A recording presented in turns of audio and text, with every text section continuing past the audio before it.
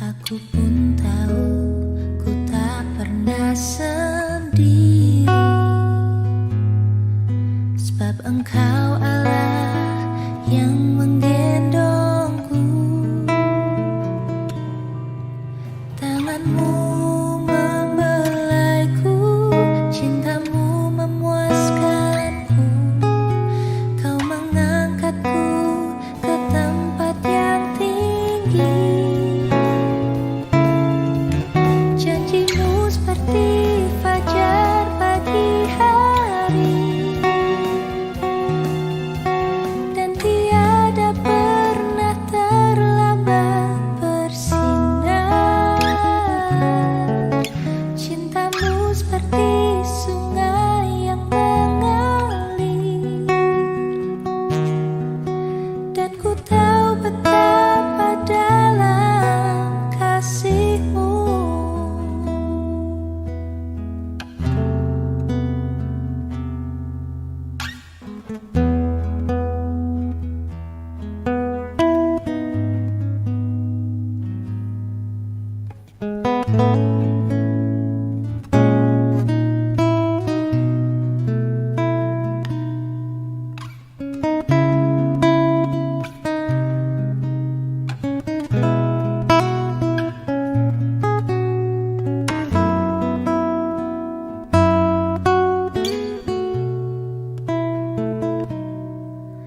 Aku pun tahu ku tak pernah sendiri, sebab Engkau Allah yang menggendongku. Tanganmu membelaiku, cintamu memuaskanku. Kau mengangkatku ke tempat yang tinggi. Janjimu seperti fajar pagi hari, dan tiada pernah terlambat bersinar. Cintamu seperti sungai yang mengalir, dan ku tahu betapa dalam kasih-Mu.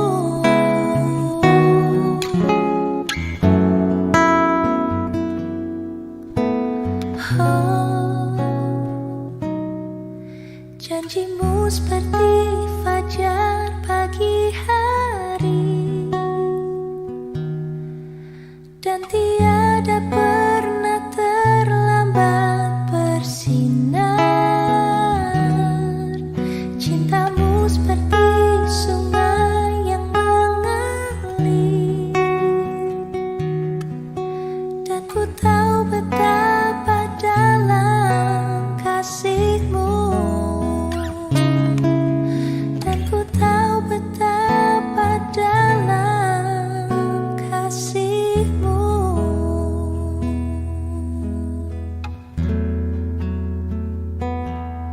Oh.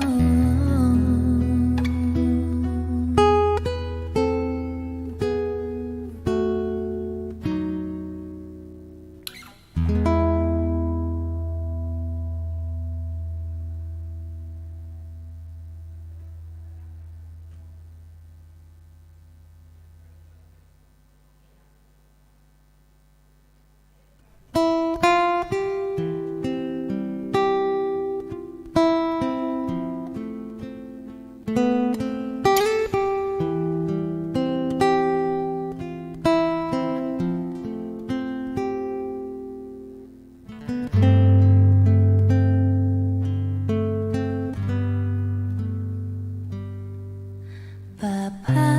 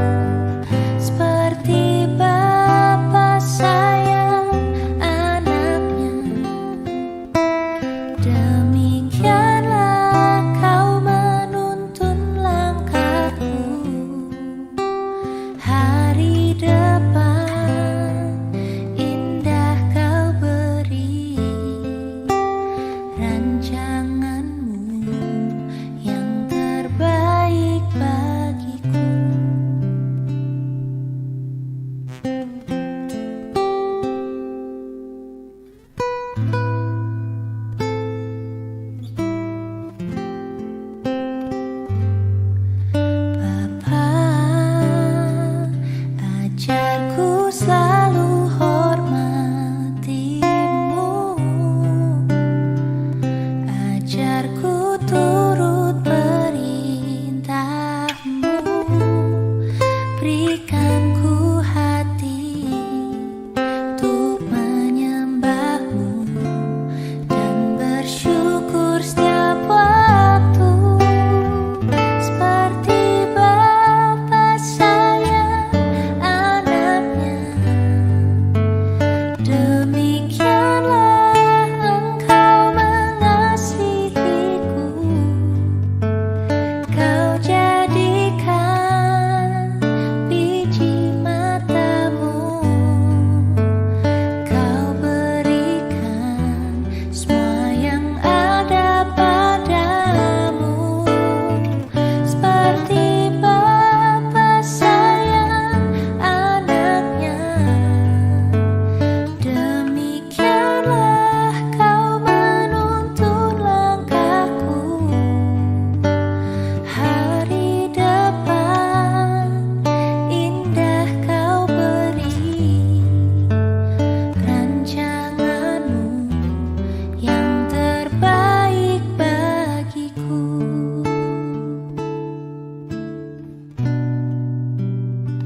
Seperti Bapa sayang anaknya, demikianlah Kau menuntun langkahku. Hari depan indah Kau beri, rancanganmu yang terbaik bagiku. Hari depan indah Kau beri, rancanganmu yang terbaik bagiku.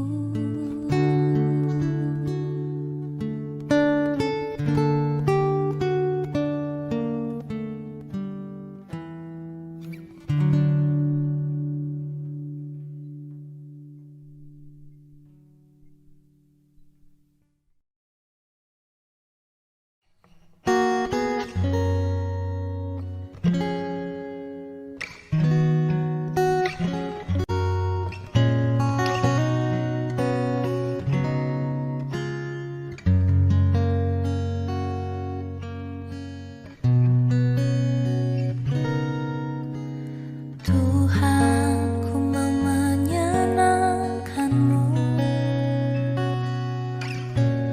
Tuhan, bentuklah hati ini jadi bejana untuk hormat-Mu. Cemerlang bagai emas murni. Tuhan, ku serahkan hatiku, semua ku berikan padamu. Kuduskan hingga tulus selalu, agar aku menyenangkan-Mu.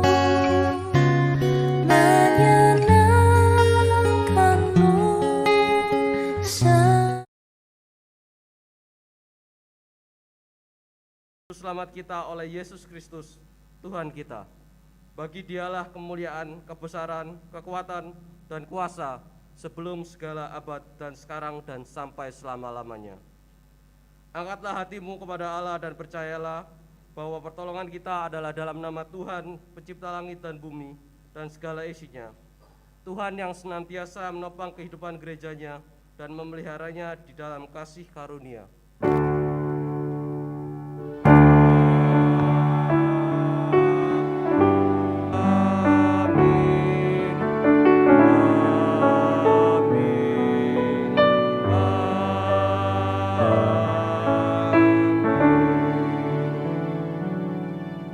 Kasih karunia dan damai sejahtera dari Allah Bapa, Allah Putra, dan Allah Roh Kudus menyertai saudara sekalian.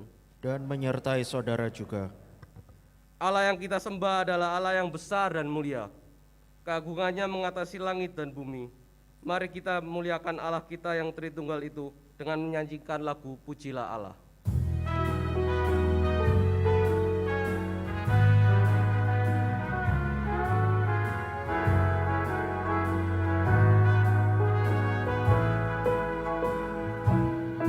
Pujilah Allah karena cintanya mengirimkan anaknya mati bagiku. Haleluya, puji Tuhan. Haleluya, amin. Haleluya, puji Tuhan, kasih-Nya besar. Pujilah Yesus karena korbannya, kuasa iblis telah lenyap, maut dikalahkan. Haleluya, puji Tuhan. Haleluya, amin. Haleluya, puji Tuhan, kasih-Nya besar.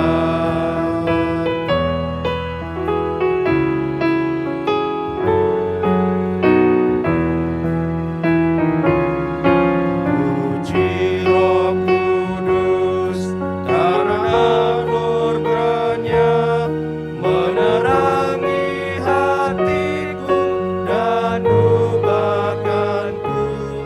Haleluya, puji Tuhan. Haleluya, amin. Haleluya, puji Tuhan, kasih-Nya besar.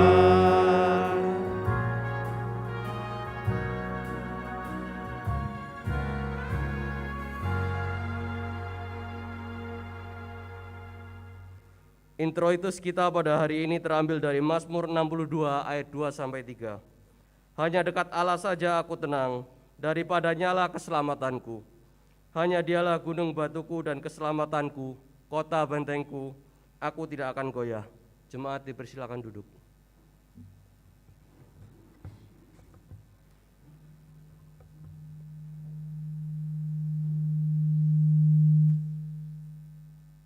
Mari kita mempersiapkan diri kita untuk mengakui segala dosa dan pelanggaran kita di hadapan Tuhan. Muliakanlah namanya, kita nyanyikan pujian ini.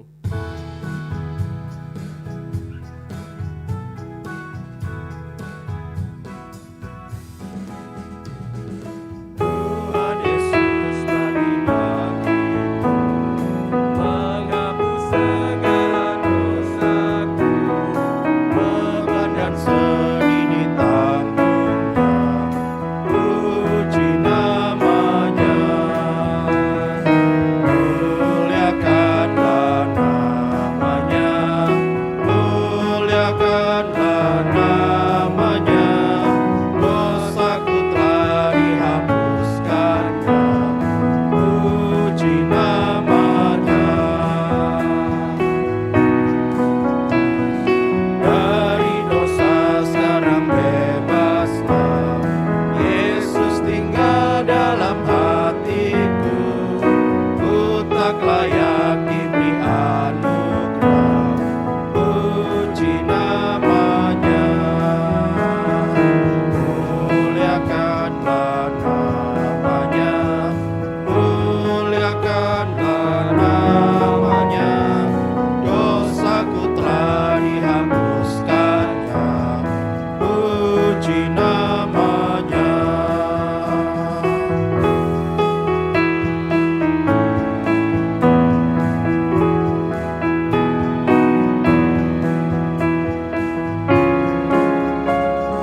Darah Yesus memberi merdeka. Sekarang hatiku senanglah. Puji Tuhan, selamatkan daku. Puji namanya, muliakanlah namanya, muliakanlah namanya.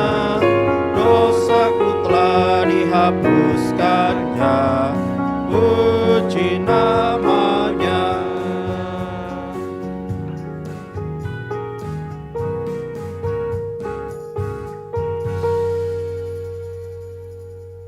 Mari kita bangkit berdiri. Doa pengakuan dosa akan dipimpin oleh Evangelis Yohanes.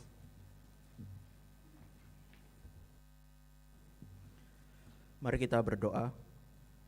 Tuhan di sorga, kami bersyukur kepadamu Tuhan, kalau pada hari ini setelah kami merayakan Paskah, kami Engkau undang kembali untuk kami dapat beribadah kepadamu. Tuhan, tolonglah setiap kami yang beribadah pada hari ini secara onsite maupun juga secara online. Ingatkanlah kami Tuhan, bahwa sering kali kami juga hidup di dalam dosa dan pelanggaran di hadapan Tuhan. Seringkali di dalam kehidupan kami mengecewakan hati Tuhan dan hati sesama. Karena itu Tuhan, pada hari ini kami mengaku dosa dan pelanggaran kami. Kami mengakui bahwa kami tidak dapat berbuat apa-apa di luar Tuhan. Karena itu kami mohon Roh Kudus-Mu menolong dan juga memimpin setiap kami, untuk kami boleh hidup di dalam kebenaran Tuhan, menyenangkan Tuhan dan juga menyenangkan sesama kami. Tolong Tuhan, biarlah ibadah pada hari ini sungguh-sungguh mengubahkan setiap kami, membawa pengharapan dan memperteguh iman setiap kami. Di dalam nama Tuhan Yesus kami berdoa. Amin.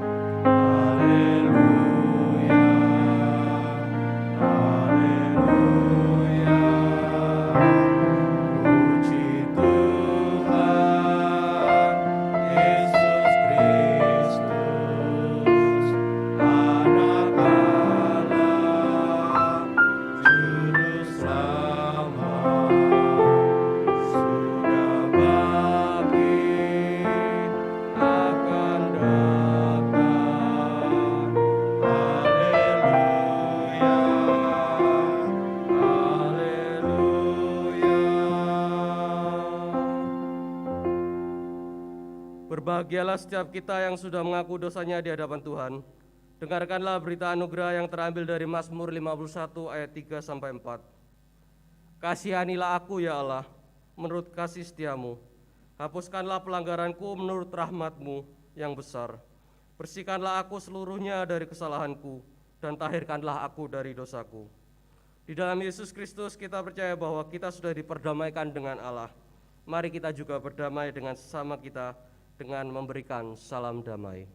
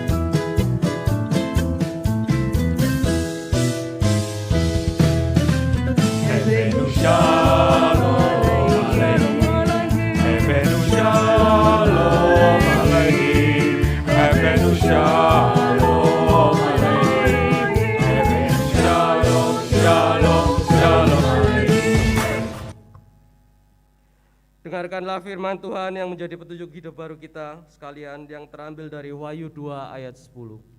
Jangan takut terhadap apa yang harus engkau derita. Sesungguhnya iblis akan melemparkan beberapa orang dari antaramu ke dalam penjara, supaya kamu dicobai, dan kamu akan beroleh kesusahan selama 10 hari. Hendaklah engkau setia sampai mati, dan aku akan mengaruniakan kepadamu mahkota kehidupan. Jemaat dipersilakan duduk kembali.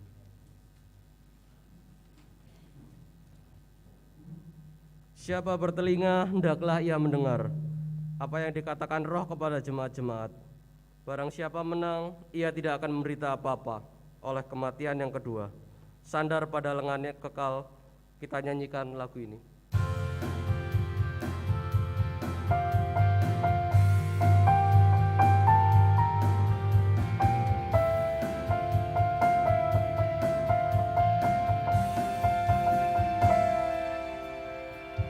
Bersama Tuhan hatiku puas, sandar pada lengan yang kekal. Berkat yang besar kita dapatkan, sandar pada lengan yang kekal. Sandar, sandar, sandar, dia tentu kuat teguh. Sandar, sandar, pada lengan Tuhan yang kekal. Betapa indah beserta Bapa, sandar pada lengan yang kekal. Sepanjang jalanku penuh senang dan terang, sandar pada lengan yang kekal. Sandar, sandar, sandar, dia tentu kuat teguh. Sandar, sandar, pada lengan Tuhan yang kekal.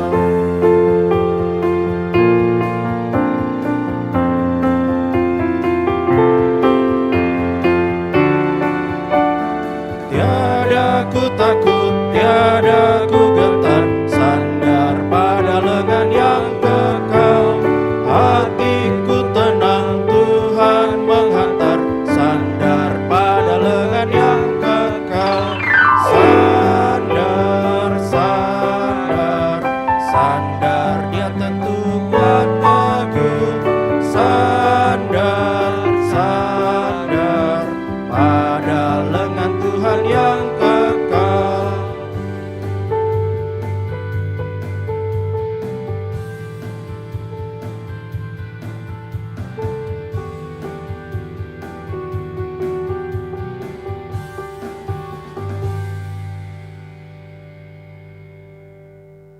Mari kita bangkit berdiri.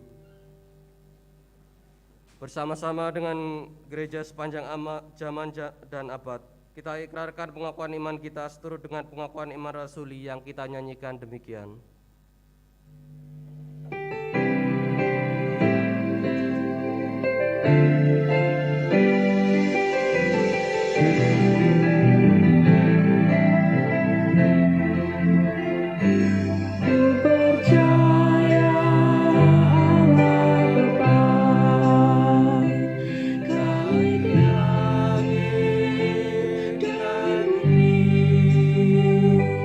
Ku percaya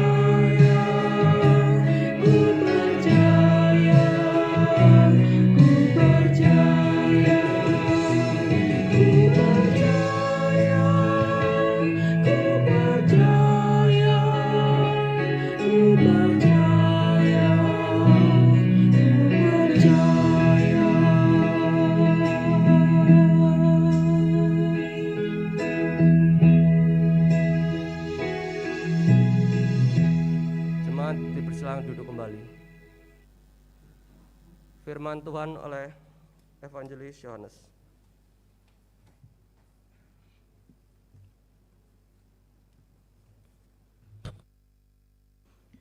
Mari jemaat, kita akan masuk di dalam doa.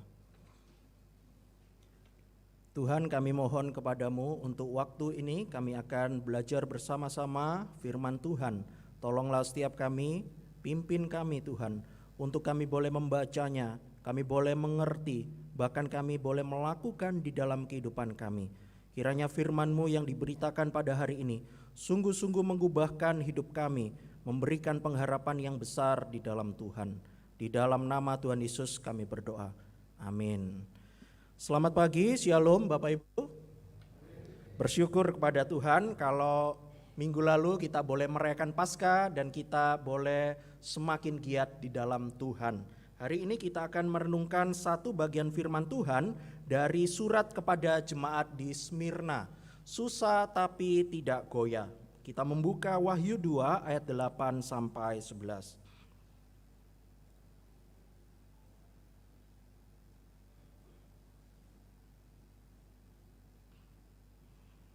Wahyu 2 ayat 8 sampai 11.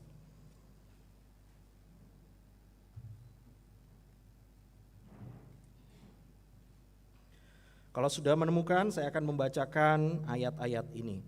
Kepada jemaat di Smyrna, dan tuliskanlah kepada malaikat jemaat di Smyrna, inilah firman yang dari awal dan yang akhir, yang telah mati dan hidup kembali.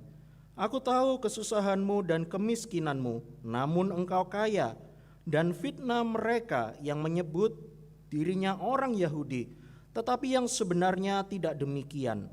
Sebaliknya mereka adalah jemaah iblis.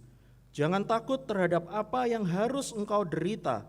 Sesungguhnya iblis akan melemparkan beberapa orang dari antaramu ke dalam penjara, supaya kamu dicobai dan kamu akan beroleh kesusahan selama 10 hari. Hendaklah engkau setia sampai mati, dan aku akan mengaruniakan kepadamu mahkota kehidupan. Siapa bertelinga, hendaklah ia mendengarkan apa yang dikatakan Roh kepada jemaat-jemaat. Barang siapa menang, ia tidak akan menderita apa-apa oleh kematian yang kedua. Saudara, kita akan baca bersama-sama kembali ayat yang ke-9. Ayat yang ke-9 kita baca bersama-sama. 1, 2, 3. Aku tahu kesusahanmu dan kemiskinanmu, namun engkau kaya, dan fitnah mereka yang menyebut dirinya orang Yahudi, tetapi yang sebenarnya tidak demikian. Sebaliknya mereka adalah jemaah iblis. Demikianlah firman Tuhan. Di dalam kehidupan kita tidak asing dengan satu istilah yang saya berikan gambar di sini, yaitu yang namanya kong kali kong. Tidak ada hubungannya dengan King Kong atau bahkan tidak ada hubungannya dengan Donkey Kong. Nah, ya. Kong lalu ada X itu kali kong, kong kali kong. Saudara, tentu kita tidak asing dengan istilah ini. Ketika bekerja, kita menemui ada seseorang yang berbuat curang, berbuat jahat, mereka disebut sedang melakukan yang namanya kong kali kong. Nah, ketika studi pun juga saudara sekalian. Beberapa siswa mengatakan bahwa mereka menemukan bahwa banyak kali teman-teman mereka atau guru-guru mereka sedang melakukan hal ini juga, kong kali kong. Atau bahkan mungkin kita pernah melakukan hal demikian juga. Saudara sekalian, secara sederhana istilah ini mempunyai sebuah arti atau sebuah makna, yaitu sebuah perjanjian antara dua pihak ataupun juga lebih, dan mereka sedang berbuat curang atau berbuat jahat untuk melakukan sebuah kegiatan atau sebuah perbuatan demi keuntungan bersama. Biasanya ini disebut dengan istilah tersebut. Demikian juga halnya ketika kita bekerja, saudara. Suatu kali ada seorang anak pemuda itu yang buka bengkel mobil. Dia mempunyai usaha dengan papanya, itu buka bengkel mobil, saudara.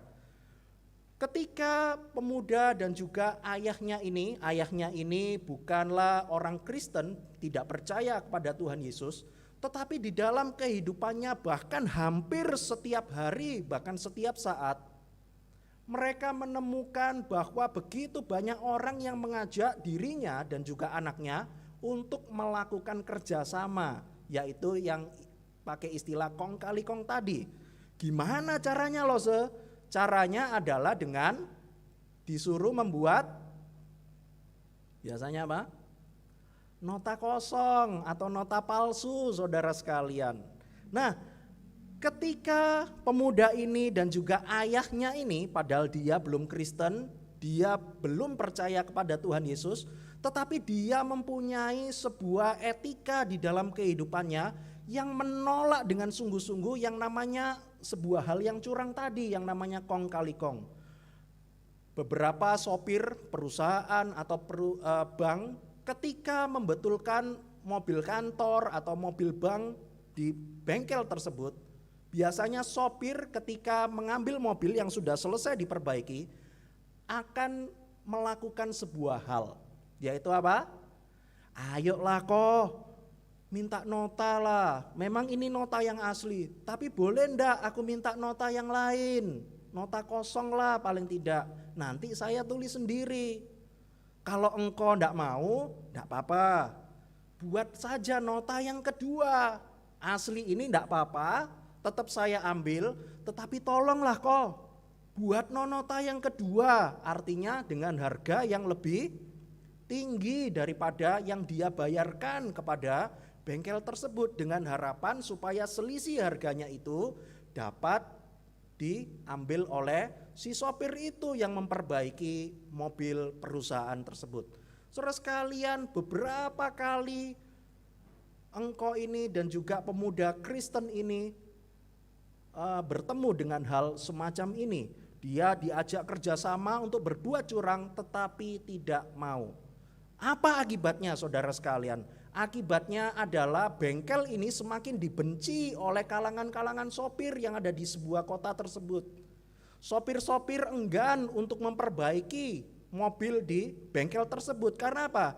Tidak ada ceperannya, tidak ada batinya bagi dirinya sendiri. Lebih baik aku membawa mobil perusahaan ini ke bengkel lain yang dianggapnya bisa diajak untuk bekerja sama dengan dirinya, saling mutualisme, artinya saling menguntungkan satu dengan yang lain.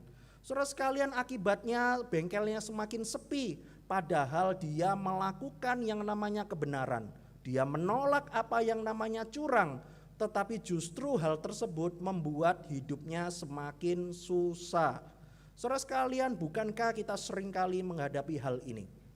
Entah diri kita sendiri, ataupun kita juga melihat keluarga kita atau teman-teman kita yang berbuat baik, berbuat jujur, tetapi justru mereka mendapatkan sebuah hal yang tidak menguntungkan di dalam kehidupan mereka. Seringkali mereka dijauhi teman, seringkali mereka diejek oleh banyak sekali orang karena mereka melakukan hal semacam itu. Mereka kerap kali dihina, sok suci kamu, mentang-mentang kamu sudah ibadah, mentang-mentang kamu sudah giat di dalam Tuhan. Saudara sekalian, berapa banyaknya kita menemukan hal semacam ini. Kita berbuat baik, kita berbuat benar, kita tetap taat dengan aturan-aturan yang ada. Tetapi begitu banyak orang yang membenci kita dan membuat kehidupan kita menjadi rugi. Saudara sekalian, kira-kira itulah secuplik kisah yang dialami oleh jemaat-jemaat di Smyrna. Saudara, kalau kita melihat di dalam Wahyu itu diawali dengan surat-surat kepada 7 orang jemaat atau 7 jemaat. Dan kali ini kita belajar dari jemaat yang ada di kota Smyrna. Saudara, apa yang sedang terjadi di kota tersebut? Ternyata Alkitab dan juga beberapa buku mencatat bahwa mereka, orang-orang percaya, orang-orang Kristen yang ada di kota Smyrna, ternyata mereka sedang tidak baik-baik saja. Kalau kita membaca di dalam 7 jemaat ini, paling tidak kota Smyrna ini adalah salah satu kota yang dipuji oleh Tuhan dan tidak pernah dicela oleh Tuhan. Nah, kalau kita sejenak membandingkan dengan jemaat-jemaat di kota lainnya, di Efesus, di Pergamus atau Tiatira atau bahkan di Laodikia, mereka juga dipuji. Tetapi pada saat yang sama mereka juga menerima celaan atau dicela oleh Tuhan. Tetapi berbeda dengan halnya dengan yang mereka alami di jemaat Smyrna. Mereka dipuji, tetapi mereka tidak dicela oleh Tuhan. Nah, saudara sekalian, mereka itu dipuji bukan karena mereka itu sangat hebat dan sangat kaya. Bukan karena persembahan mereka itu banyak, tetapi justru sebaliknya saudara sekalian. Mereka itu dipuji karena mereka tetap setia menunjukkan iman yang kuat kepada Tuhan. Walaupun mereka mengalami hal-hal yang saya tuliskan di slide tersebut. Dikatakan di dalam ayat yang ke-9 yang saya ajak baca tadi. Aku tahu kesusahanmu dan kemiskinanmu. Wah, ternyata saudara sekalian, jemaat di Smyrna ini bukanlah jemaat yang kaya. Tetapi dikatakan mereka itu mengalami kesusahan, mereka itu sedang mengalami kemiskinan. Bahkan di dalam Alkitab terjemahan yang lain, bukan cuma sekedar susah. Nah, kalau susah itu paling kehilangan uang, tadi mau beli bakso, tetapi kok ketika jalan kaki hilang. Saya jadi susah. Kalau susah mungkin semacam itu saudara sekalian. Tetapi yang mereka alami jemaat-jemaat di Smyrna bukan cuma sekedar susah, tetapi mereka sungguh-sungguh menderita. Nanti kita akan melihat menderitanya itu karena apa. Lalu juga dikatakan mereka itu adalah jemaat-jemaat yang miskin. Saudara, miskin itu artinya tidak kaya, ini ya, betul ya. Lawan katanya miskin, berarti dia tidak kaya. Tetapi ternyata yang mereka alami lebih dari sekedar miskin. Dikatakan mereka itu di dalam kehidupan mereka, walaupun mereka ini taat kepada Tuhan, mereka ini melakukan kebenaran di dalam Tuhan, ternyata yang mereka alami di dalam kehidupan mereka, kok melarat saudara sekalian. Bukan cuma sekedar miskin, tapi melarat. Saudara, kalau kita membandingkan dua kata ini, miskin dan melarat, itu lebih parah, itu keadaan melarat. Dan itulah yang sedang dialami oleh jemaat-jemaat di Smyrna. Bahkan mereka dikatakan di dalam kehidupan sehari-hari, bahkan kehidupan iman mereka, ternyata mereka itu kerap kali difitnah, khususnya oleh orang-orang non-Yahudi. Bahkan ada dikatakan beberapa orang Yahudi sendiri pun juga sedang memfitnah mereka. Saudara, kira-kira apa yang sedang terjadi pada saat itu? Saudara sekalian, pada saat itu jemaat-jemaat di Smyrna itu sedang mengalami konflik antara orang Yahudi dengan orang Yahudi sendiri. Jadi sesama saudara itu mengalami konflik, dan juga mereka sedang mengalami konflik antara orang Yahudi dengan orang non-Yahudi. Karena orang non-Yahudi pada saat itu mereka itu lebih setia kepada Kaisar Roma. Jadi pada saat itu Roma menjajah mereka, dan ada begitu banyak orang yang tetap menunjukkan kesetiaan mereka kepada pemimpin Roma, Kaisar Roma, orang-orang yang sebagai pemimpin pada saat itu. Nah, saudara sekalian, kerap kali orang yang non-Yahudi ini tidak suka, dan bahkan akhirnya mereka memiliki cara. Gimana caranya untuk menjatuhkan orang-orang Yahudi ini?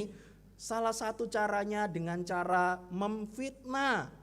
Apa saja fitnah yang ditujukan kepada mereka? Saudara, dikatakan bahwa kerap kali mereka itu dituduh bahwa mereka orang-orang Kristen, orang-orang Yahudi ini sedang mengadakan atau mempersiapkan pemberontakan kepada Kaisar Roma. Wah, saudara sekalian, ketika orang-orang Roma mendengar hal ini, ya tentu saja mereka percaya dengan apa yang dikatakan oleh orang-orang non-Yahudi ini. Mereka lebih berhati-hati, jangan-jangan kabar ini benar. Tapi saudara sekalian, kita yang tahu karena membaca hal ini, kita tahu bahwa semuanya itu adalah sebuah tuduhan saja, sebuah fitnah saja. yang ditujukan kepada orang-orang Yahudi. Lalu apalagi fitnahnya? Mereka disebut sebagai orang-orang atau umat yang kanibal. Nah, saudara, mereka pada saat itu dianggap kanibal karena ketika mereka melaksanakan sakramen perjamuan kudus. Nah, ketika mereka merayakan perjamuan kudus, biasanya mereka bilang apa? Inilah tubuhku dan darahku, artinya tubuh Tuhan dan darah Tuhan. Nah, orang-orang yang tidak percaya kepada Tuhan Yesus, mereka lihat, loh, mereka ibadah, tetapi sekaligus mereka juga dengarkan pada saat itu, loh, kok ngajarkan tidak ngena ini? Mereka katanya umat Tuhan yang baik, mereka setia beribadah. Loh, tapi kok di dalam ibadah mereka mempraktekkan yang namanya kanibalisme. Mereka makan daging manusia, mereka juga minum darah manusia. Waduh, enggak bener ini. Saudara, mereka yang tidak percaya kepada Tuhan Yesus betul-betul menganggap mereka dan menuduh mereka sedang mempraktekkan yang namanya kanibalisme. Tentu saja ketika orang-orang lain yang tidak percaya kepada Tuhan Yesus menerima kabar seperti ini, mereka langsung apa? Wah, betul itu, kayaknya betul. Lalu mereka menyebarkan hal ini kepada orang-orang lain. Sehingga makinlah orang Kristen di dalam jemaat di Smyrna tersebut makin terdesak kehidupan imannya. Lalu apalagi saudara sekalian, saudara, ketika mereka itu hidup, mereka itu dituduh bahwa mereka itu tidak mau menuruti budaya setempat. Jadi artinya mereka itu ada di Smyrna, tetapi mereka itu dipandang tidak mau untuk melakukan budaya-budaya atau tradisi-tradisi kehidupan yang biasanya jemaat Smyrna itu lakukan. Saudara sekalian, begitu banyaknya fitnah atau tuduhan sehingga membuat mereka itu hidupnya semakin dianiaya. Ketika mereka hidup sehari-hari, mereka menjadi tidak nyaman ketika mereka hidup. Bahkan ketika mereka bekerja sekalipun, mereka kerap kali dijauhi. Sehingga apa? Sehingga salah satu akibatnya yaitu mereka jatuh melarat. Karena fitnahan-fitnahan tadi, saudara sekalian. Bahkan dikatakan lebih lanjut, jemaat di Smyrna itu mengalami penderitaan. Bahkan akhirnya beberapa orang di antara mereka itu sampai masuk ke dalam penjara. Saudara, dikatakan tadi di dalam ayat yang ke-10, mereka itu dicobai dan mereka dipenjara, mereka beroleh kesusahan selama 10 hari. Saudara sekalian, begitu besarnya tuduhan-tuduhan yang dialamatkan kepada jemaat-jemaat di Smyrna. Padahal mereka tidak melakukan kesalahan apapun. Mereka tetap melakukan kebenaran Tuhan. Mereka tetap setia kepada Tuhan. Tapi justru yang sedang mereka alami adalah sebuah hal-hal yang buruk, bukan hal yang baik di dalam kehidupan mereka. Bahkan di antara mereka betul-betul menderita di dalam kehidupannya, bahkan sampai ada yang di penjara. Saudara sekalian, hal ini mengajarkan setiap kita bahwa ketika jemaat di Smyrna mengalami hal-hal tersebut, ternyata ada satu hal yang membuat kita itu tetap bersuka cita dan menaikkan syukur kepada Tuhan.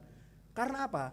Karena mereka ternyata tetap berjuang di dalam kehidupannya. Dan itulah yang sedang dipuji oleh Tuhan. Tuhan itu melihat bahwa jemaat-jemaat di Smyrna ini betul-betul menderita dan melarat. Mereka kerap kali difitnah di dalam kehidupannya. Tapi mereka tetap berjuang di dalam iman. Mereka tetap setia kepada Tuhan. Saudara sekalian, ada sebuah buku yang mengatakan bahwa mereka itu senantiasa berjuang di dalam kehidupannya. Nah, saudara, kalau kita memperhatikan satu kata ini, perjuangan atau berjuang. Tentu saja yang berjuang di dalam kehidupan ini bukan cuma jemaat di Smyrna, tetapi kita pun juga. Ketika kita ikut Tuhan, kita menunjukkan kesetiaan kita kepada Tuhan. juga penting yang namanya kita terus berjuang. Saudara, di dalam kehidupan ini tidak asing dengan yang namanya berjuang. Sejak kecil, sejak bayi pun juga manusia juga dituntut untuk berjuang. Saya ingat saudara ketika Fani masih kecil, sudah usia ulang tahun umur pertama, umur 1. Fani juga berjuang untuk apa? Untuk bisa jalan. Nah, saudara sekalian, ternyata kita melihat dari sejak bayi pun manusia itu dituntut untuk berjuang. Ketika sudah sekolah, apa perjuangannya? Belajar, mengerjakan soal-soal ujian, soal-soal ulangan, mengerjakan tugas rumah dan sebagainya. Dia butuh yang namanya perjuangan. Nanti setelah kuliah, berjuang untuk apa? Cari kerja, saudara sekalian. Lamar sana, lamar sini, di situ ditolak, lamar lagi sampai diterima. Itu juga yang namanya berjuang. Lalu juga ketika sudah dapat pekerjaan, harus berjuang lagi. Untuk apa? Untuk cari pasangan hidup. Tembak sini ditolak, tembak situ ditolak. Akhirnya borongan gitu ya, langsung wis daripada susah-susah, wis langsung sekaligus 10 orang, kumpulkan 10 perempuan atau 10 pria di depan. Sudah, gini aja, saya mengasihi kamu, saya mencintaimu gitu ya. Sudah, dari 10 ini siapa yang mau sama saya, maju ke depan gitu ya, saking sudah frustasinya gitu ya. Saudara, itu juga yang namanya perjuangan. Lalu belum lagi ketika sudah bekerja dan berkeluarga, berjuang terus dan berjuang terus. Saudara sekalian, itulah yang dilakukan oleh jemaat-jemaat di Smyrna. Mereka itu berjuang di dalam kehidupannya. Lalu juga mereka sedang berjuang soal iman. Dan ini pun juga harus kita lakukan. Ketika mengalami susah, betul saudara sekalian, mungkin kita mengalami kesusahan ketika kita mengikut Tuhan Yesus. Tetapi ingatlah bahwa firman Tuhan pada hari ini mengajarkan setiap kita untuk kita berjuang di dalam hidup dan juga berjuang di dalam iman. Saudara, kalau saat teduh yang kemarin hari Sabtu itu sumbernya dari Ulangan pasal yang ke-31. Saudara, Ulangan pasal yang ke-31 ini menceritakan sebuah peristiwa, yaitu bagaimana Tuhan itu mengulangi perjanjian kepada umatnya. Angkatan-angkatan Israel yang dulu-dulu itu sudah pada meninggal semua di padang gurun. Sekarang orang-orang Israel, umat Tuhan, itu mereka adalah generasi-generasi yang baru untuk mereka mempersiapkan diri masuk ke dalam tanah Kanaan, tanah perjanjian. Dan Tuhan melihat betapa pentingnya kalau dia ini mengulang apa yang harus diperintahkan kepada umat Tuhan itu. Saudara sekalian, Ulangan pasal yang ke-31 ini membuat mereka itu bukan cuma sekedar masuk ke dalam tanah perjanjian, hidup sukses, hidup enak, hidup melimpah, sudah beres. Enggak, saudara sekalian, mereka itu pun juga dituntut untuk memperjuangkan iman mereka. Dan ini pun bukankah perintah juga yang sama ditujukan kepada kita semua. Di dalam hidup kita berjuang, di dalam iman pun juga kita juga berjuang. Saudara sekalian, ketika mereka berjuang, Tuhan itu murah hati loh kepada mereka.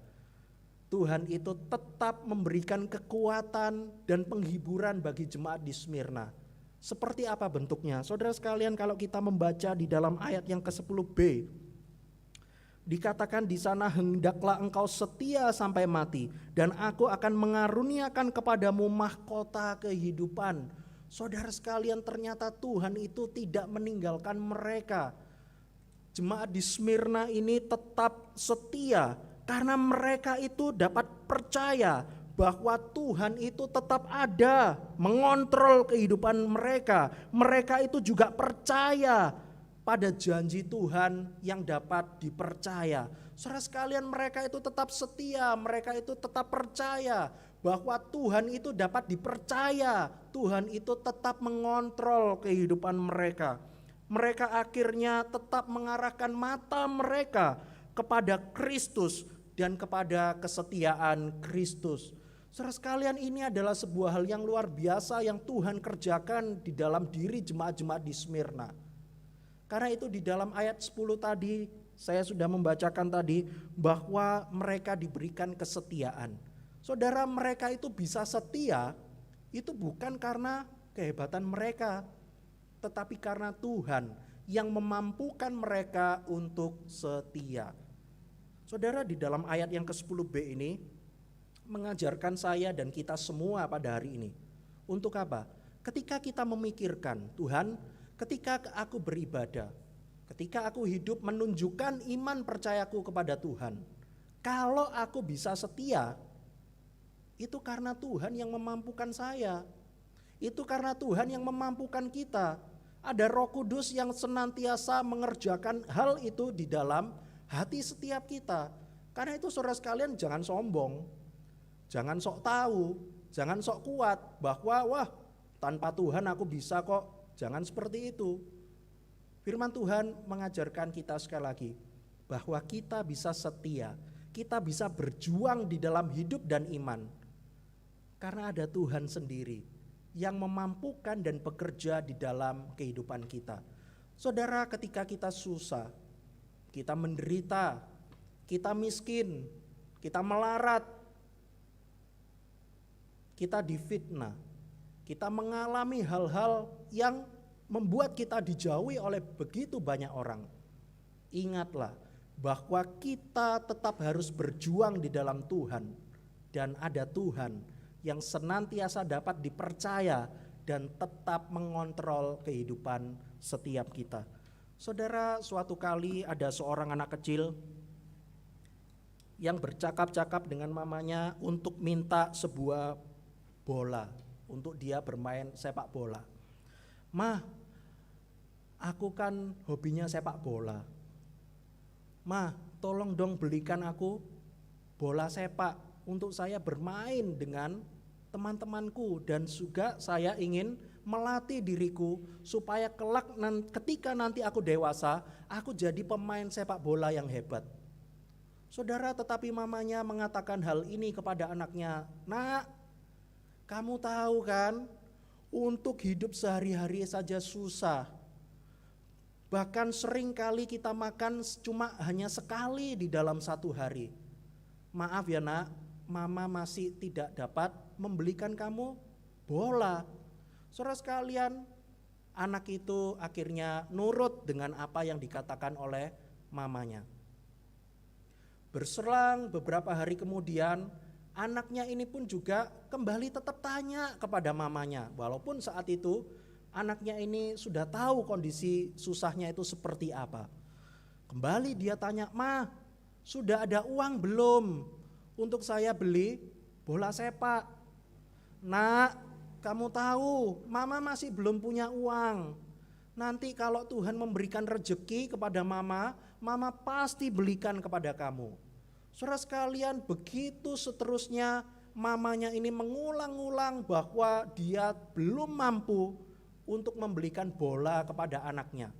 Saudara, karena semakin lama semakin tidak tahan, anaknya ini akhirnya pergi ke sebuah toko alat-alat olahraga. Dia masuk ke dalam toko itu, lalu dia bertanya kepada penjaganya, "Pak, boleh tidak aku membeli bola ini?" Lalu penjaga tokonya bilang apa? "Enggak boleh." "Enggak saudara, ya wong barang laku kok enggak mau." "Ya pasti mau lah." Tetapi pertanyaan yang kedua anaknya bilang begini, "Tapi saya enggak bisa bayar sekarang. Nanti ketika saya sudah dewasa, saya akan bayar bola ini ketika aku sudah jadi pemain profesional." Saudara sekalian, apa yang direspon oleh penjaga toko ini? Apakah bilang, "Oh enggak boleh, mimpi kamu," gitu ya. "Sudahlah, lebih baik ke toko lain saja," misalnya begitu. Tetapi saudara sekalian, penjaga toko ini akhirnya mengizinkan anak ini membawa bola tersebut, nanti dibayarnya ketika dia sudah dewasa. Penjual ini bilang, "Kamu janji ya, ketika nanti kamu jadi pemain profesional, kamu harus kembali ke toko ini untuk kamu bayar bola tersebut. Saudara sekalian, anak ini ketika mendengar hal ini, dia langsung berkata, iya Pak, aku janji nanti suatu saat ketika aku jadi pemain profesional, aku akan kembali ke toko ini, aku akan bayar harga bola ini. Saudara sekalian, dia begitu senang karena penjual toko ini akhirnya memberikan bola ini. Dan akhirnya anak kecil ini pulang dengan gembira dan membawa sukacita dan pengharapan di dalam kehidupannya. Saudara sekalian, tahukah anak ini? Bertahun-tahun kemudian ternyata anak ini adalah orang ini. Adalah Marcelo, bukan anaknya Celina ya. Saudara sekalian, sebuah bola yang kita anggap adalah sebuah hal yang sederhana.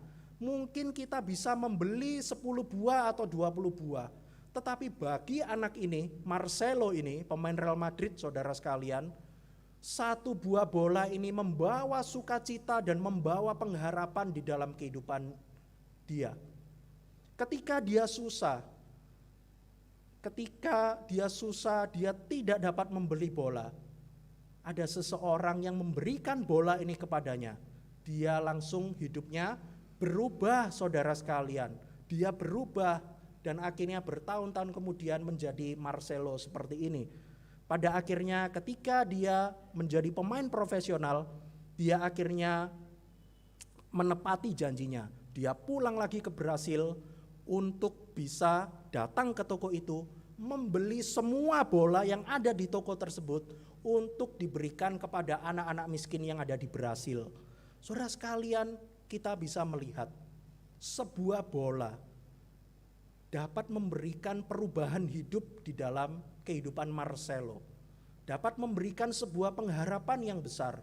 Apalagi setiap kita. Kita juga susah saudara sekalian. Tetapi ingatlah Tuhan memberikan kita sebuah pengharapan. Tuhan sudah mengubahkan kehidupan kita. Melalui apa? Melalui Yesus Kristus saudara sekalian. Ada Roh Kudus yang senantiasa memimpin dan juga menyertai setiap kita. Kalau saja sebuah bola dapat memberikan pengharapan bagi satu orang, bukankah apa yang dilakukan Tuhan itu jauh lebih besar di dalam kehidupan kita? Tuhan sudah memberikan Yesus Kristus. Bahkan kita terus-menerus disertai oleh penyertaan Roh Kudus. Mari saudara sekalian, firman Tuhan hari ini mengajarkan setiap kita. Kita bisa susah, bisa. Kita bisa miskin, bisa. Kita bisa dijauhi orang, bisa. Tetapi ingatlah, ada penyertaan Roh Kudus yang membuat kita berjuang, yang membuat kita dapat tetap kuat di dalam Tuhan, dan kita tetap disertai oleh Roh Kudus tersebut.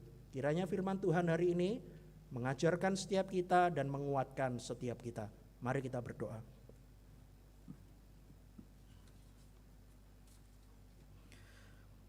Bapa yang di sorga, terima kasih Tuhan untuk firman-Mu hari ini mengajarkan setiap kami, untuk kami boleh melihat diri kami yang sudah diberikan sebuah kekuatan dan pengharapan di dalam Tuhan.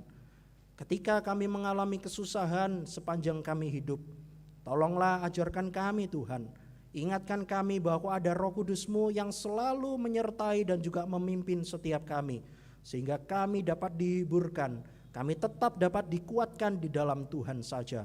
Tuhan, kami juga menyerahkan untuk beberapa pokok doa yang kami naikkan kepada Tuhan. Pertama-tama kami juga terus berdoa Tuhan, menyerahkan untuk di masa-masa Paskah ini. Kami tahu Tuhan, ada gereja GRII melalui pendeta Stephen Tong di dalam rangkaian Paskah ini mengadakan KKR di beberapa kota.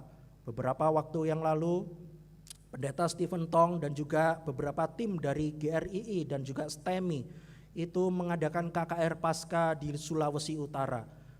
Saudara, mari kita berdoa, kami menyerahkan ke dalam tangan-Mu Tuhan, menyerahkan untuk saudara-saudara seiman kami yang telah dikuatkan oleh KKR Paskah dari pendeta Stephen Tong ini, dan nantinya akan dilanjutkan di beberapa kota dan juga nanti ada di Surabaya.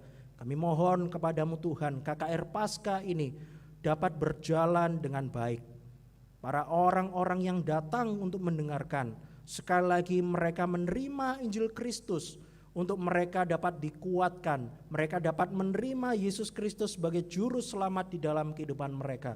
Berikan kesehatan bagi Pendeta Stephen Tong dan juga tim STEMI dan tim GRII yang tetap mengusahakan KKR Paskah ini dapat tetap berjalan dengan baik. Kiranya Engkau yang menolong Tuhan. Berkati untuk setiap dana yang diperlukan. Kiranya Engkau juga mencukupkan setiap apa yang mereka butuhkan. Tuhan, kami juga berdoa menyerahkan juga untuk SAL secara online Sinode GKT yang akan diadakan pada tanggal 3 dan 4 Mei mendatang. Kami berdoa Tuhan menyerahkan untuk anak-anak yang mengikuti. Ada 5 orang anak-anak dari GKT Banyuwangi yang mengikuti SAL secara online ini. Kami berdoa Tuhan kiranya semua dapat berjalan dengan baik. Pembicaranya yaitu Ibu Melania dan timnya, supaya mereka dapat mempersiapkan firman Tuhan ini supaya dapat disampaikan kepada anak-anak, sehingga anak-anak dapat mengerti, anak-anak dapat mengenal Yesus Kristus sejak mereka kecil. Kami menyerahkan doa ini ke dalam tangan-Mu Tuhan. Di dalam nama Tuhan Yesus kami berdoa. Amin.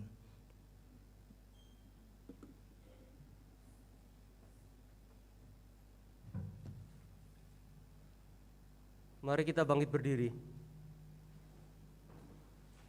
Kita akan membacakan Katekismus Heidelberg, pertanyaan jawaban ke-12. Menurut hukuman Allah yang adil itu, kita patut mendapat hukuman di dunia ini dan di akhirat. Maka adakah cara kita dapat luput dari hukuman itu dan beroleh kembali anugerah Allah?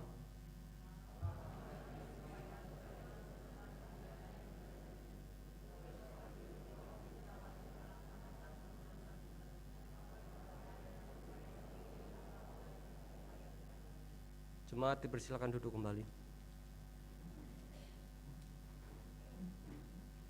Tuhan sudah menunjukkan pemeliharanya bagi setiap kita.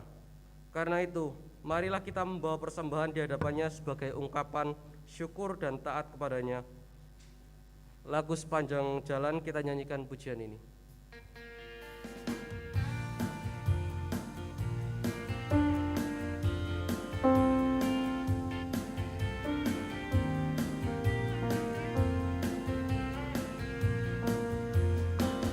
Sepanjang jalan menuju hidup yang kekal, ku dibimbing Sang Sobat yang setia. Dia bimbing terus dan beri harapan bagiku. Dia Tuhanku, penebus dosaku. Aku takut cobaan di jalanku, naik gunung, melintas lembaga, karena ku tahu Dia selalu jalan sertaku. Sepanjang jalan menuju surga terang, ingat terus ketika ku masih sesat, telah ku dengar besarlah kasih-Nya. Dia disalib dan mati bagi diriku. Sejak itu Yesuslah Tuhanku.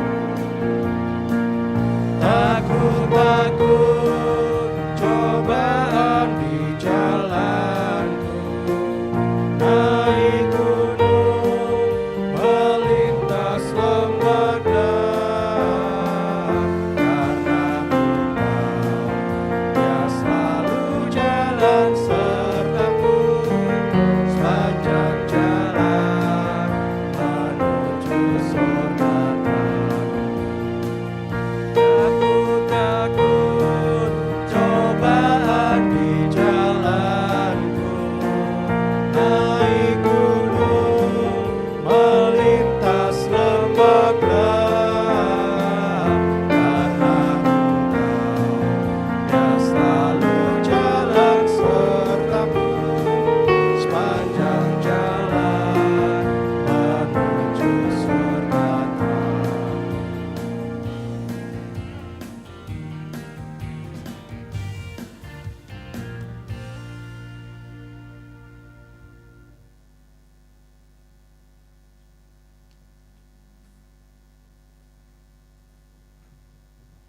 Doa persembahan diminta Bu Miske.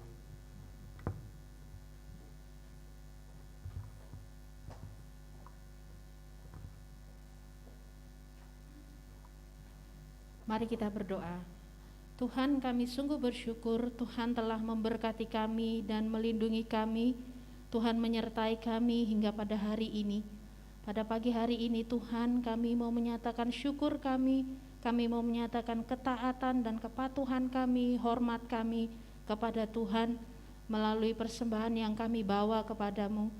Kiranya Tuhan menguduskan dan menyucikannya, kiranya Engkau disenangkan melalui persembahan kami ini. Berkati setiap anak-anak-Mu Tuhan yang mengelola persembahan ini. Biarlah dengan rasa takut akan Tuhan, menggunakan setiap berkat ini untuk mengerjakan pekerjaan Tuhan di GKT Banyuwangi. Terima kasih Tuhan Yesus, di dalam nama-Mu kami berdoa. Amin.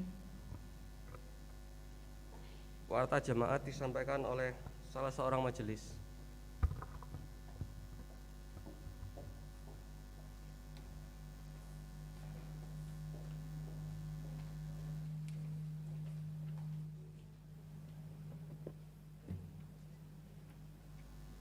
Selamat pagi Bapak Ibu semuanya, Shalom. Berikut gereja Minggu 24 April 2022. Jadwal kegiatan gereja dalam sepekan dapat dilihat pada grup WA GKT Banyuwangi. Untuk persembahan dan perpuluhan dapat dimasukkan melalui kotak yang telah dipersiapkan di gereja atau dapat ditransfer ke rekening BCA dengan nomor 180 333 9922 atas nama Sinode Gereja Kristus Tuhan. Pemberkatan nikah Saudara Cho Ye Cheng dan Saudari Adelia Vika Natalita akan dilaksanakan pada tanggal 28 April 2022 di Surabaya. Sedangkan pemberkatan nikah untuk Saudara Alfian Krisnadi dan Saudari Sabrina Valencia akan dilaksanakan pada tanggal 21 Mei di Banyuwangi. Sekolah Alkitab Liburan atau SAL, Sekolah Minggu Online akan dilaksanakan pada tanggal 3 dan 4 Mei 2022. Mohon perhatian orang tua, anak-anak sekolah minggu yang mengikutinya.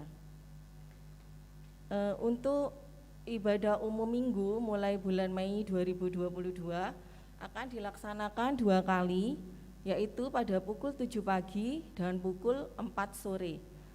Live streaming ditiadakan, harap perhatian jemaat. Demikian warta gereja pada minggu ini. Terima kasih, Tuhan Yesus memberkati.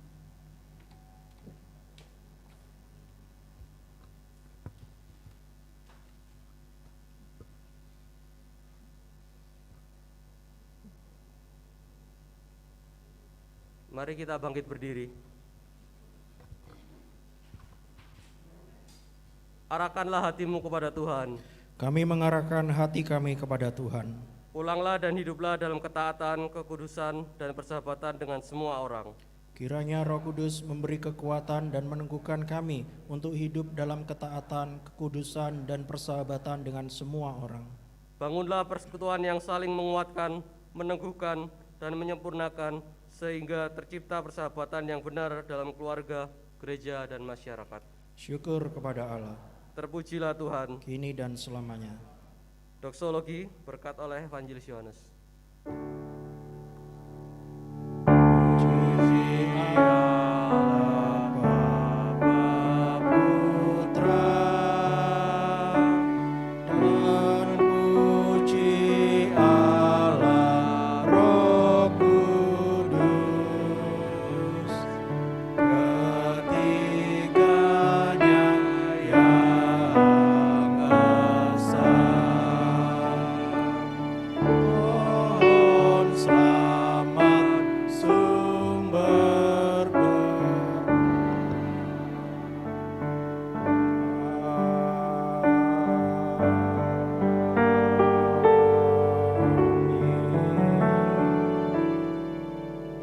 Jemaat semuanya, mari kita meninggalkan tempat ini dan membawa berkat firman Tuhan, dan kita tetap percaya ada Roh Kudus yang meneguhkan kita dan memimpin kehidupan kita. Sekarang terimalah berkat dari Tuhan.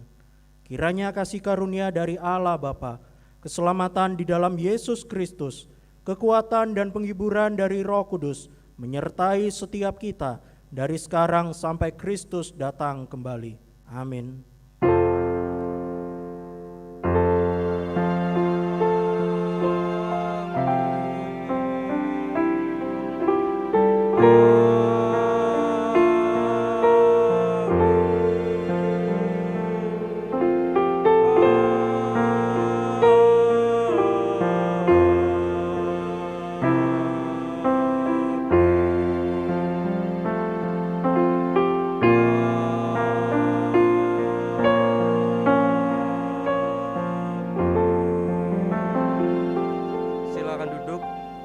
Ibadah pada hari ini telah selesai. Selamat hari Minggu dan Tuhan Yesus memberkati.